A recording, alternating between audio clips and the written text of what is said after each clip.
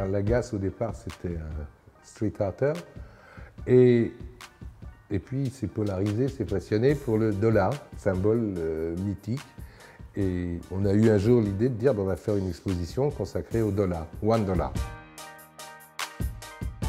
C'est les États-Unis, hein, le billet $1. Et puis c'est aussi montrer qu'on peut faire de l'art avec $1. Le billet $1 a plusieurs symboles et significations qui me plaisent et que je voulais faire partager aux jeunes.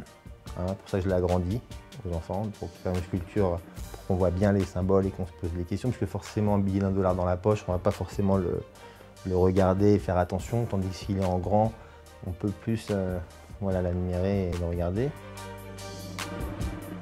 J'ai fait le premier en rose et après j'ai décliné les couleurs. Voilà, j'ai fait cette couleur. C'est à base d'aluminium et j'interviens, je m'échauffe bien avant de travailler puisque ça demande beaucoup d'efforts. Et après je fais un pliage à chaud. J'ai essayé de me mettre en condition assez positive avant de travailler la pièce pour pouvoir transmettre une bonne énergie dans l'œuvre. Chaque dollar, je le travaille. Parfois, j'en casse 4-5 avant d'en sortir un. C'est pas dès le premier coup que j'arrive à sortir une bonne pièce.